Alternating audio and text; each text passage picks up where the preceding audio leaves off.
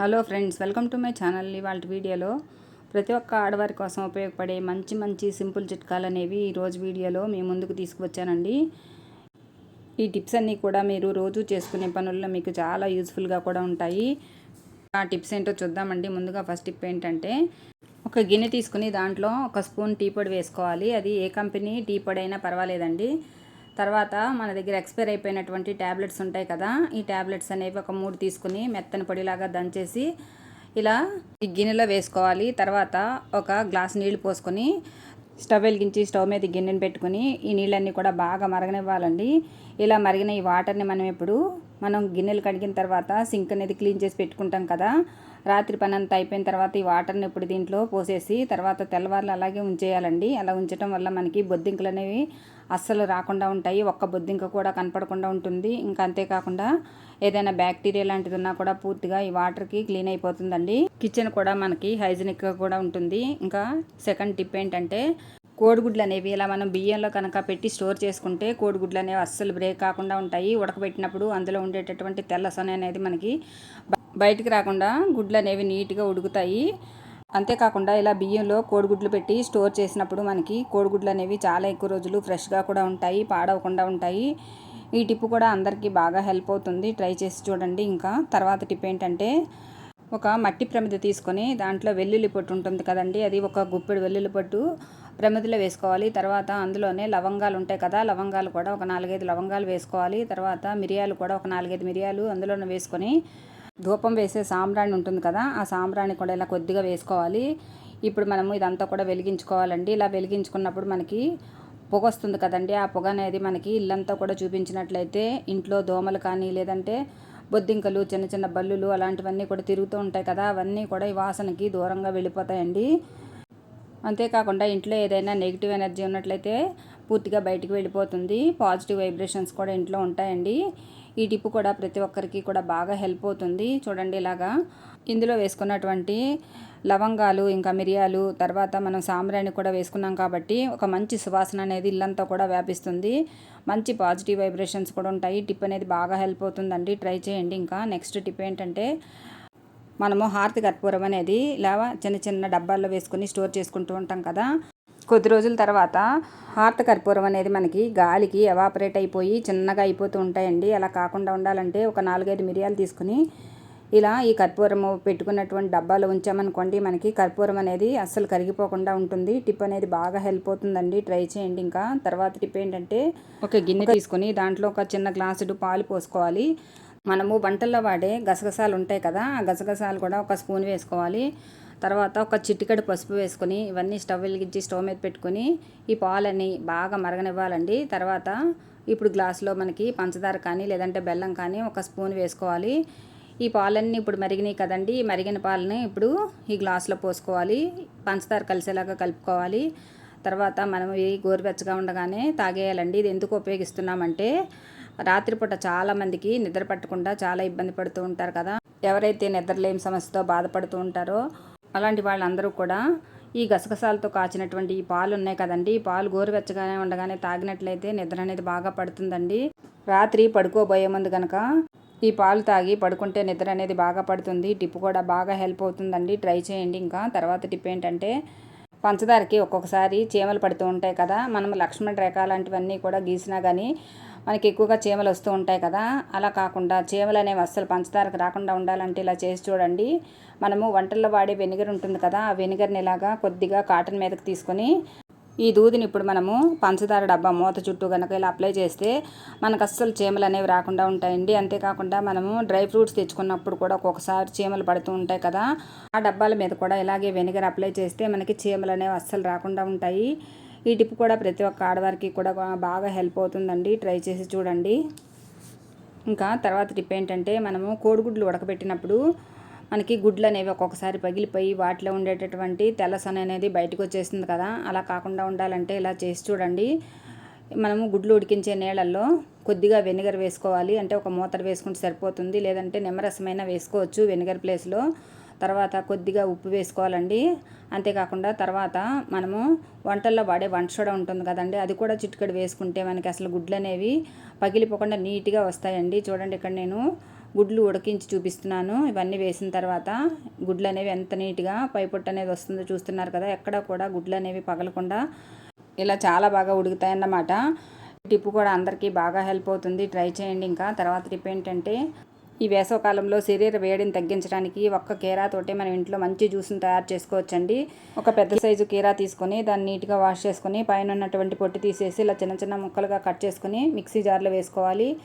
ఒక ఉసిరికాయను కూడా తీసుకొని చిన్న చిన్న ముక్కలుగా కట్ చేసుకొని మిక్సీ జార్లో వేసుకోవాలి. తర్వాత పొట్టు తీసేసిన చిన్న అల్లం ముక్క ఒకటి, తర్వాత పుదీనా ఆకులు కూడా ఒక 5-6 వేసుకొని కొద్దిగా నీళ్లు పోసుకొని ఇలాగా మెత్తని పేస్ట్ లాగా మనం మిక్సీ పట్టుకోవాలి. ఇప్పుడు ఇది మనం ఒక గ్లాస్ జార్లో కానీ ఒక గ్లాస్లో కానీ తీసుకొని ముందుగానే నానబెట్టి ఉంచుకున్నటువంటి సబ్జా సీడ్స్ని ఒక స్పూన్ వేసుకొని మనము ఈ జ్యూస్ని ఇలాగే వడకట్టకుండా తాగేయచ్చు. మనము ఇష్టమైతే ఐస్ క్యూబ్స్ కూడా వేసుకోవచ్చండి. వేసవకాలంలో ఇలా ఈ డ్రింక్ను తయారు చేసుకుని తాగినట్లయితే శరీరానికి చాలా బాగా చలువ చేస్తుంది. లివర్ క్లీన్ చేయడానికి కూడా డ్రింక్ అనేది చాలా బాగా యూజ్ అవుతుందండి. తప్పకుండా ట్రై చేయండి.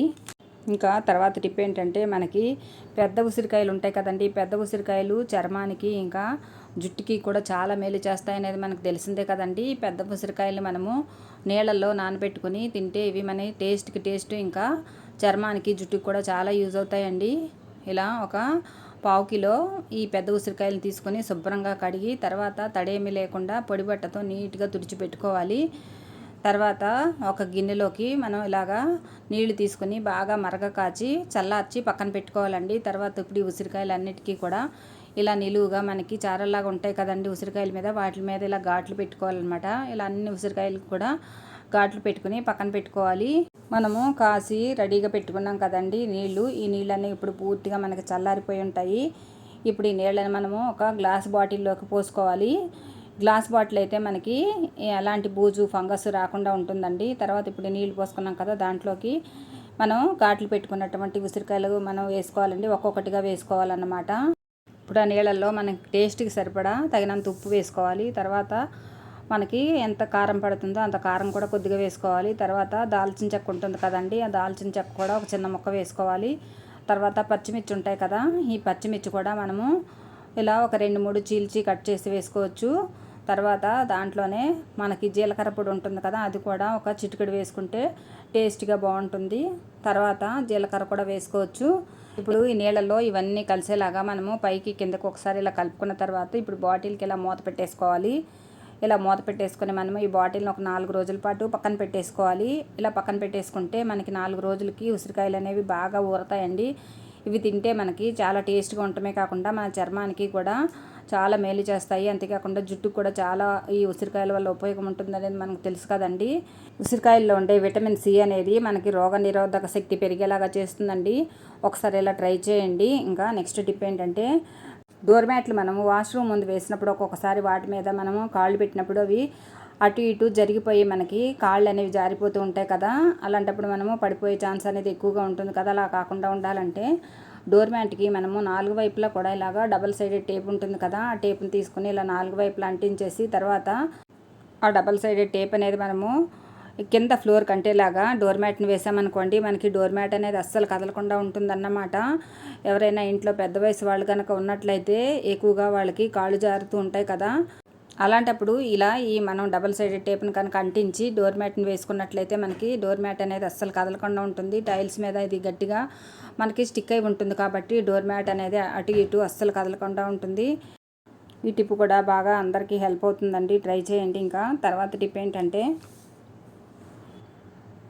బియ్యం అనేది మనము ఒక్కొక్కసారి ఎక్కువ మొత్తంలో పెట్టుకొని స్టోర్ చేసుకుంటూ ఉంటాం కదండి.